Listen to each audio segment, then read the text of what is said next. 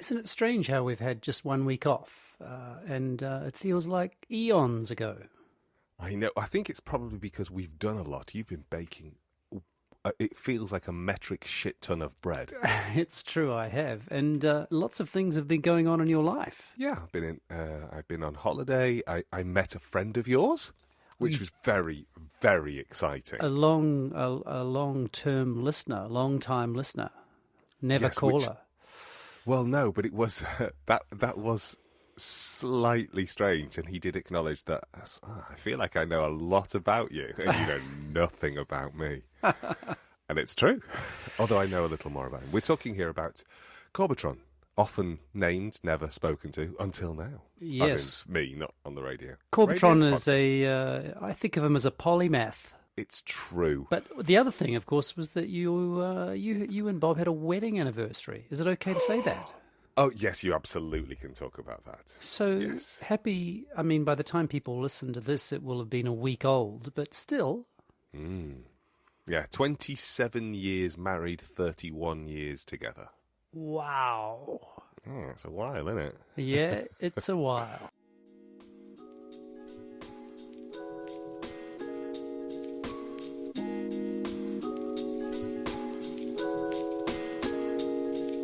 This is a podcast in which two friends talk about the pleasures, absurdities, and imperfections of being human.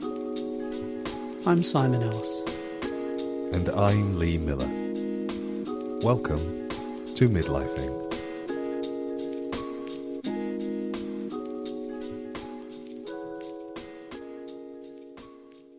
We have a date. You and I, we have a date with a topic which has been on the cards now for a couple of weeks.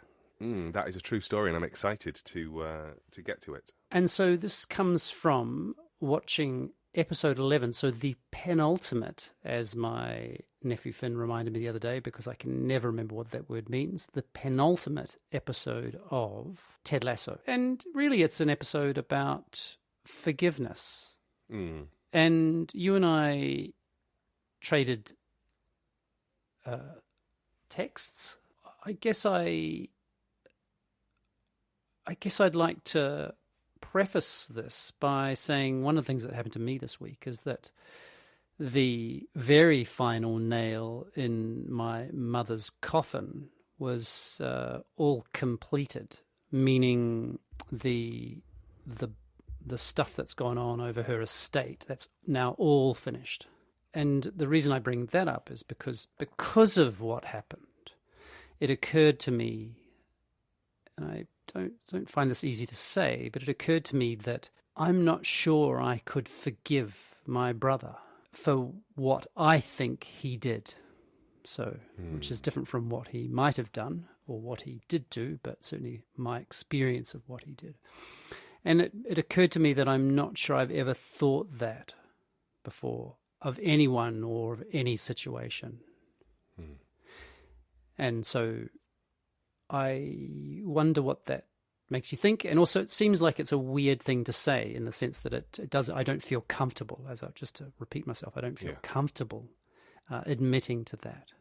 And there's a question for me which is about, I wonder what circumstances could I imagine forgiving him? And I can't think of any. Yeah. I think I've said before that I'm from a long line of drop-down deaders, and I'm also from a long line of you're dead to me's.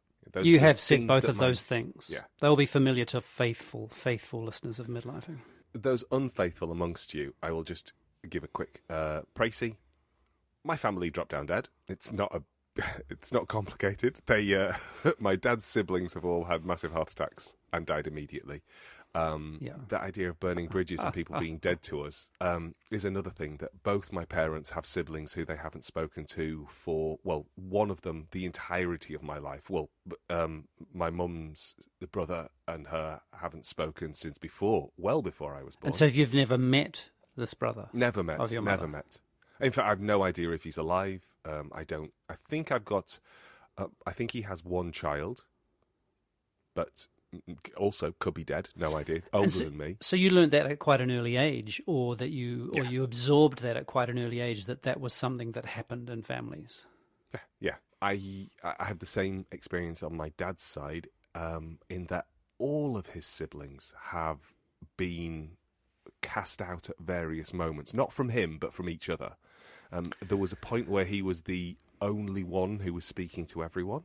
And then at his dad's funeral, my grandfather's funeral, his youngest sister said something. Your dad's younger sister? Yeah, said something that made everybody laugh. I don't think she was well in that moment. I think she was deep in grief, and we were deeply uncomfortable by it. And instead of doing what most English people would do, which is just ignore that moment, which is, effectively what we did, because we just went, whoa, okay, right. And I think, my memory is the laughter was a very short punctuation of awkwardness rather than a rolling on the floor, funny. splitting our sides. It was awkward, yes. It was awkward laughing. Awkward response. Yeah. Exactly. Yeah. And It is a beautifully English capacity, that one. I mean, I know it exists all over the place, I'm sure, but the English seem to have really got it down pat. Yeah, we're good at it. Well, a few weeks after the funeral, my dad got a phone call from his sister, and she said, "I demand an apology from your son and your wife." Oh, from your son and your wife, who he controls. Yeah, and my dad said, "Well, you'll be waiting a long fucking time," and put the phone down, and that was the last thing he said to her. Wow. Anyway, so the point I think I'm trying to get to is I understand at once removed what you're talking about right now, and the circumstances under which you could forgive your brother have yet to present themselves to either of my parents, both of whom have a sibling who they don't speak to. Yep, I understand precisely what you're saying. And have you ever been forgiven in a way that has felt, let's say, extraordinary? No. Nothing comes to mind? Well, nothing comes to mind. Or you just haven't?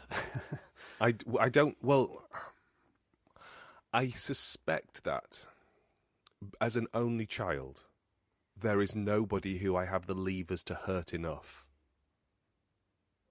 to burn a relationship that would require forgiveness of that kind of seismic level, because we're only talking about people who I socially have a relationship with, that I have chosen to be in a relationship with. And the thing I think about friends that I am realizing as I get older is they work at different pitches and resonances. And when I say that people are dead to me, I think really what I actually mean is that there's a point at which I feel we've come to an end. The relationship isn't really doing anything, and I'm just happy to let it wither. I don't put effort in to make things work. That's not the same, I think, as someone doing something to you and then thinking, well, this is not worth it. Yeah. Maybe it's because I'm not particularly fond of confrontation, despite being able to do small-scale confrontation really, really well. Yeah. I don't know. But so no, this is a very long-winded way of saying, no, I haven't ever been forgiven, but I don't think I've done anything, or at least I've done something to somebody who is like me, in that they haven't told me. Right. And so have there been, and then maybe the flip side of that, have there been times when you've, and again, and I guess what I'm hearing in you is the sense that the word forgiveness implies or has to do with weighty situations, that we don't, it doesn't get dragged out willy-nilly, forgiving someone. Yeah. No, I mean, I think it has to be, I think for me, forgiveness, oh God. I think this is why I'm not a Christian. I like you went from forgiveness, oh God, this is why I'm not a Christian. Excellent little linguistic foreshadowing. Linguistic pilgrimage is what I was thinking. I could never be a Christian because I couldn't. I just don't have the capacity to turn the other cheek. But turning the other cheek is not the same as forgiveness. Isn't it? Don't you have to forgive the person in order to be able expose to your other expose yourself again? And I think I'm struck by you not being able to imagine a scenario in which you could forgive your brother. I think that's why I'm drawn here. Yeah, well, it's shocking to me too, I have to say. I mean, I would say that I have, and this is, I think, particularly in my 20s, maybe a little bit in my 30s, but mostly my 20s, I think I did things to people. Three things come to mind, which I'm not going to share because I'm still pretty deeply shamed by them, but also because it's just kind of not really relevant. But I think that I would say I did things to those people that were unconscionable. Is that how do you say that? Unconscionable. How do you say that word? Exactly as you just said it. Okay. Unconscionable. Yeah, beautifully said. And I don't think those people forgave me. And nor did I. Oh, I did once actually seek it, and it was effectively too late. This person said it's too long, and so there was a unspoken, and I think it's fair to say, period of time under which that guarantee lapsed, the possibility of forgiveness. Yeah. That is, yeah. And then also, in fact, two of the three. The third is just not possible, just because I don't know where that person is now. But two of the other as well, I've tried many times, and but just not able to, So clearly, the hurt I caused that particular person is too much. Yeah. Let's say, and I don't, it saddens me because, of course, we all do things, and I'm, I was just a young person and making mistakes and getting things wrong, and yet it's still there's still a recognition that those things happened. I did those things, but yeah, and so if my brother, if he were to come to me now, or 5 years from now, 10 years from now, I don't know, and say, and let's just say, he were to say, I treated you terribly. And I'm not, let's just to be clear, I'm not talking about how I felt or what he did or what I did or what I think he did or what he thinks he, none of that. I'm not talking about any of that, but just say, what I'm saying is forget about the truth of the matter. But if it were to come to him years and years from now, and he were to say, I treated you terribly, I treated all of you terribly, etc., and I'm very, very sorry. In this moment, so again, 10 years from now, who knows, but right now my hurt is so great that I wouldn't be able to, it would be it's hard for me to imagine saying, thank you. Yeah, it's really, and why I'm talking about this is not because I'm not at all about, it's not really about me at all, but just about trying to explain a circumstance by which, or how it is that we might surprise ourselves, and by that I mean in the worst sense. Like it's not, it's, well, in either sense, like, isn't it extraordinary the places we end up in and how it is that we might make sense of something like that? Yeah, I mean, it is extraordinary because this whole scenario that you are living through is as a direct result of your shared loss. And that's part of why that's part of why I think that accounts for so much of my anger about it. I wonder if the ability for him to have hurt you is informed by the fact that he was in a different relationship with your parents than you were. Oh, no doubt. I think it, and also it's very hard to imagine the experience of a sibling what their experience of the same parents was like. It's in fact not even very hard.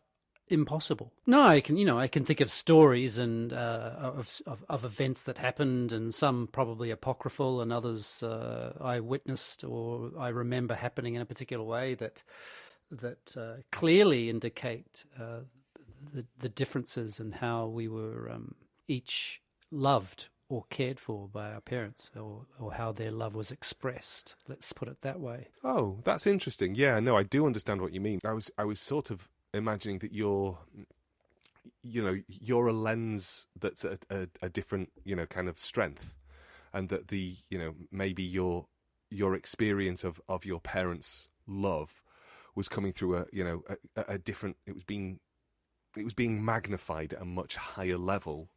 I'm imagining, perhaps. I'm not saying that this is the case, but I'm thinking about a scenario where the magnification of love that's hitting you just feels so much stronger and more intense than it does in another body. And that's because, you're the youngest. Yeah. The practice had been done by the time you came along. A shared particular interests. Yeah. There's all sorts of reasons why you might bathe in love in a totally different way, and I suppose as we all do, although you haven't, of course, because you were just the only one. But yes, we're exactly, yeah, but even as an only one, I understand irrational jealousy and thinking that I'm talking about rational jealousy here. Well, I don't know if I've ever told you this. Sorry, I'm just liking the idea of both irrational. I like the idea of rational jealousy. I'm being completely rational here in my jealousy of this. Anyway. Oh, absolutely. I think there are some people who might feel that their jealousy is completely rational. I think that's part of the nature of jealousy, is that it feels rational. Yeah. Yeah, obviously. This is not appropriate. Else I wouldn't be thinking this, feeling this.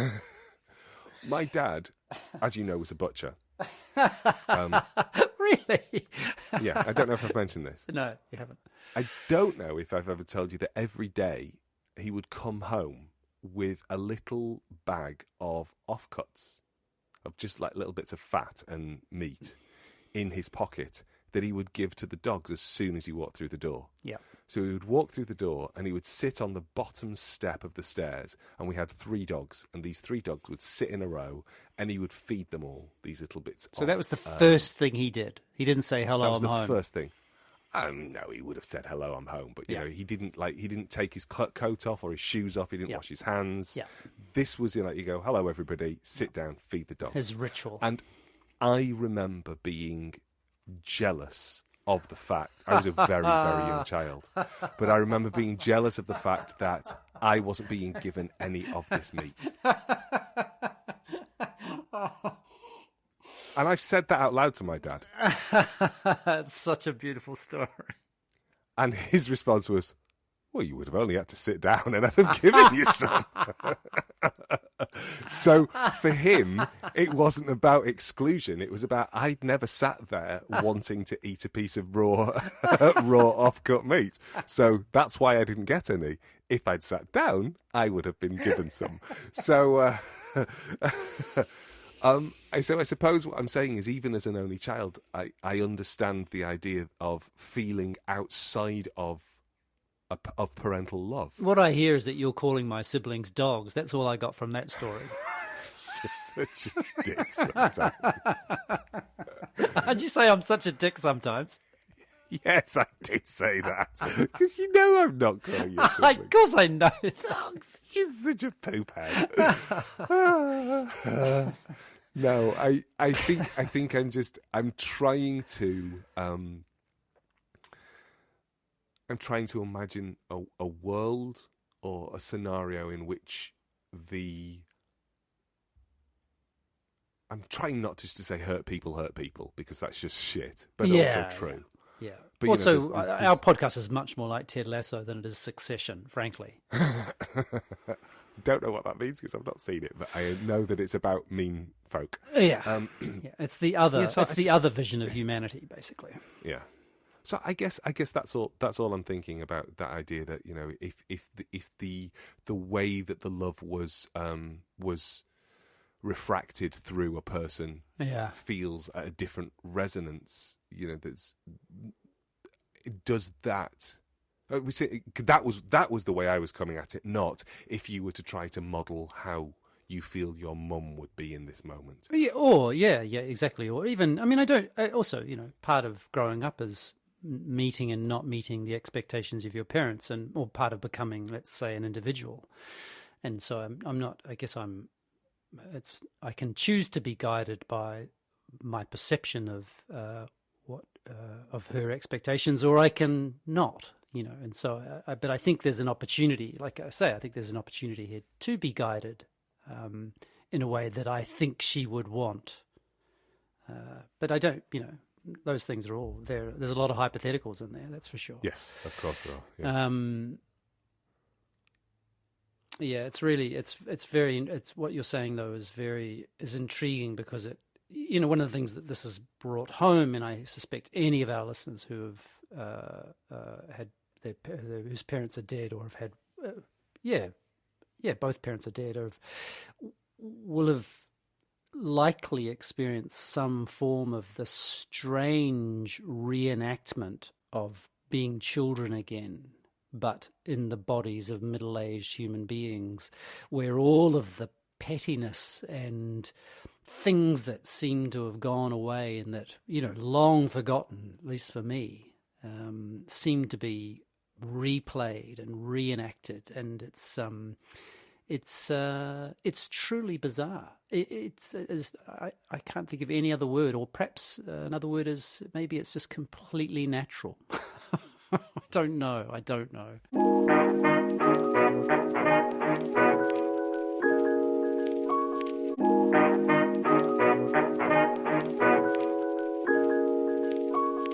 Yeah, I'm really, really sorry.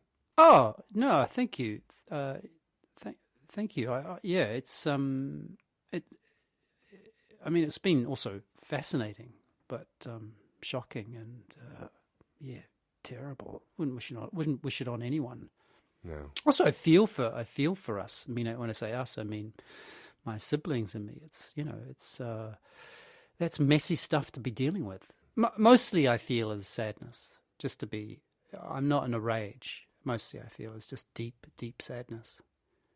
And even with that sadness, the idea of forgiveness, which might relieve that ache, just doesn't feel possible in your body at the moment. No, but I think this conversation has been not for a second do I think that you and I are engaged in therapy here. Just to be clear, but. I mean, if anybody does have a therapy, I was going to say, anybody listening who has a therapeutic landscape will be going, fuck no, that's not what they're doing. Jeez, definitely don't listen to either of them. Just to be clear, especially the beardy one. Talking and being friends. Let's just call it a side effect. And it's a salve, if nothing else, isn't it? Yeah, exactly. A poultice. Is that... In fact, I think it has opened the door for me. It has softened me a little bit, just because of that latter part of the conversation. But it's partly I started the conversation this way, not because I was seeking an answer to it, but just because it was so shocking to me to not be able to imagine that, not be able to imagine forgiving. Mm. Mm. And I think possibly coming so close off the back of watching an episode of a television program where we both said, isn't forgiveness a wonderful thing? Which, of course, we know is happening in an entirely fictional world where everything was solved in 12 episodes. Would that the world was so tidy. Well, I haven't. I can imagine.